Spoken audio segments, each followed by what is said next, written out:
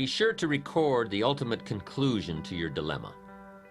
If it worked well, then it is worth remembering. And if it didn't work well, as you had hoped it would, then it is even more essential to record the outcome, lest you should find yourself repeating mistakes instead of learning from them. Mistakes in judgment are nothing to be ashamed of. Surely most of our personal growth comes as a result of our errors. But what is truly unforgivable is to make the same mistake twice. Every mistake has its own price tag, but the most costly error anyone can make is an error unlearned and often repeated. If something didn't work, it may be too late to undo the mistake, but it's never too late to make adjustments and revisions in your thinking. You see, better decision-making comes from the better thinking habits, and better thinking habits comes from practical experience, learning both what to do and what not to do. Becoming a more effective thinker on paper is a sure way of becoming a more effective person in practice. As step one for getting used to using your journal, then, I would suggest writing down problems that you encounter and recording all the steps you can take or did take to solve them, as well as their eventual outcomes. Now, I realize this is only a suggestion, but please let me offer you a bit of advice about suggestions.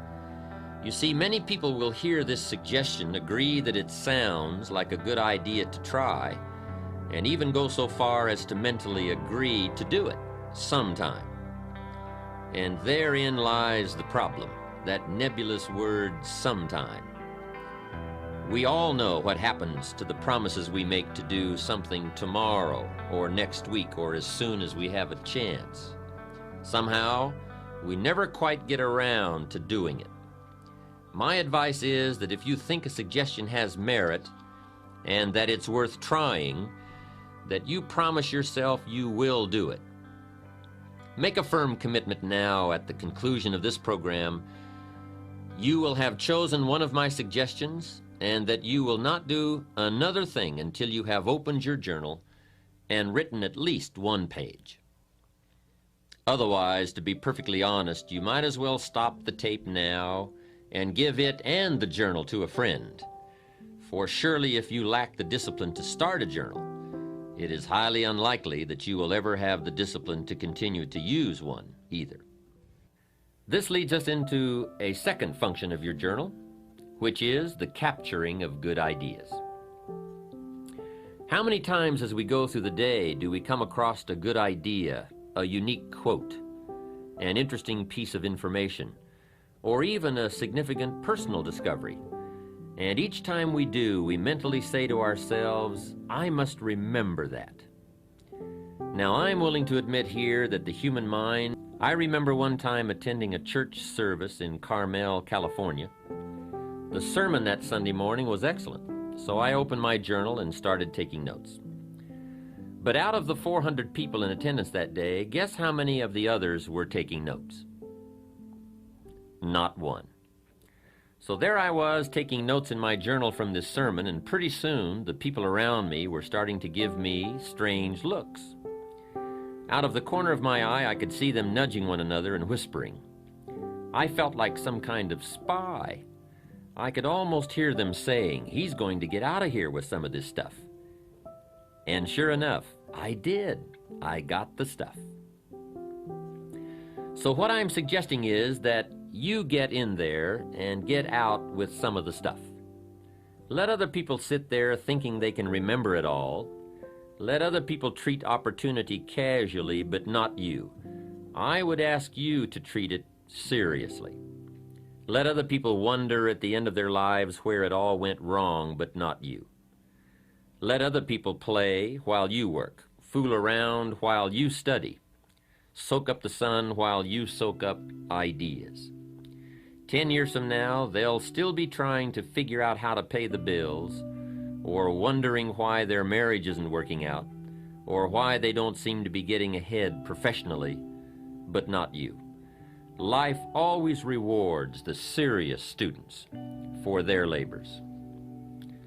So, since we all know that it's nearly impossible for most of us to remember the exact phrasing of an inspiring line, or the specific details of a business conference over an extended period of time, we've got to get serious about capturing it now. Generally, if we wait until the end of the day to describe events and happenings and conversations in our journals, the specific details have already escaped us. At best, we are left with scattered fragments, and it's hard to build an exciting future from mere bits and pieces of the past and present. So I would encourage you to get it all down as it comes your way. Financial ideas, personal development ideas, time management ideas, family ideas, business ideas. Everything you have the good fortune to come across.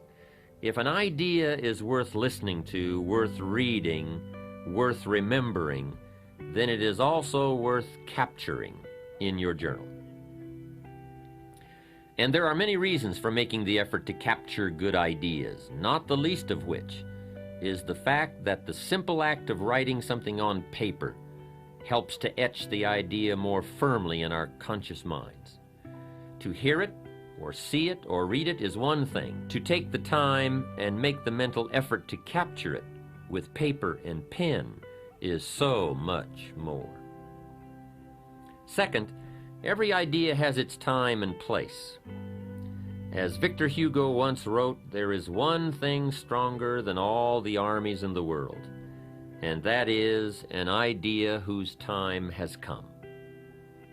Perhaps the ideas you capture today will not have any specific meaning or purpose in your life at this moment, but ultimately at some future point in time when you march into battle, the armory of ideas you have carefully and conscientiously assembled over the years will serve you well. Here's another interesting phenomenon about ideas. As we collect a variety of thoughts on any given theme or subject, there is a tendency for these individual ideas to come together and form themselves into a whole new idea. Much as the single flakes of snow, when gathered together, can be formed into snowballs and snowballs into snowmen. Or perhaps a more graphic example would be that of the igloo, which is, after all, a dwelling built entirely of tiny snowflakes, which have been compressed by their weight and frozen together over a period of time, such that whole blocks of them may be cut out to build a structure. The successful human being is one who has learned to diversify his interests and gather knowledge from a variety of sources. Gather enough good ideas in one area of life, and you will form a solid block. Gather enough solid blocks together, and you can construct a whole new life. But be aware of one thing.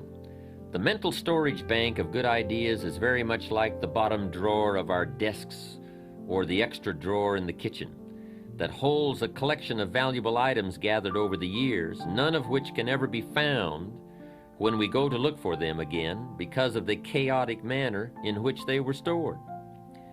We pour information into our mental computers much like we dump old letters and store coupons into the extra drawer, helter-skelter and hence irretrievable. One of the first things we attend to when setting up a new business is the development of a filing system for records so that we can easily locate information whenever needed. When we move into a new home, we carefully pack all of our possessions in clearly labeled boxes so that we can find something again in a hurry if needed.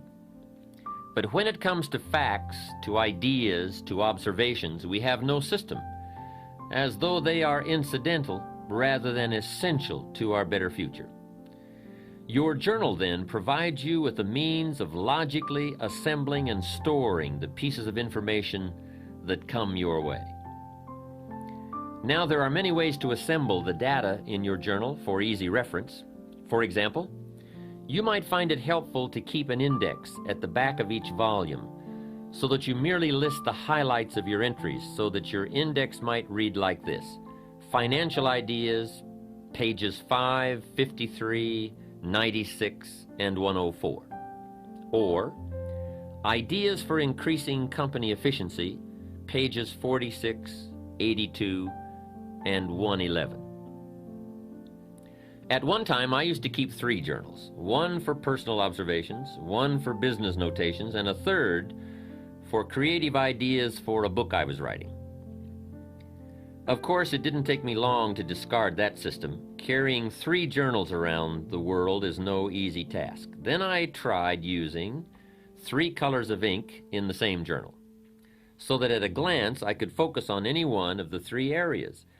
While it was certainly easier carrying 3 pens than 3 journals, it was still somewhat of a cumbersome system.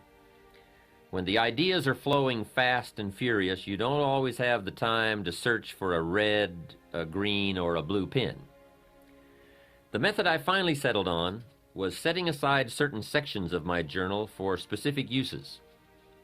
For example, at the back of my journals I have a separate section for recording my goals, for listing interesting quotes, and for thoughts on new speech material. Perhaps you may want to set aside part of your journal for specific ongoing projects or interests that you feel might warrant a section of their own. Choose one of these methods or devise a new one, but make sure you set up some kind of system. Remember, failure more often than not is attributable to lack of information about how to succeed.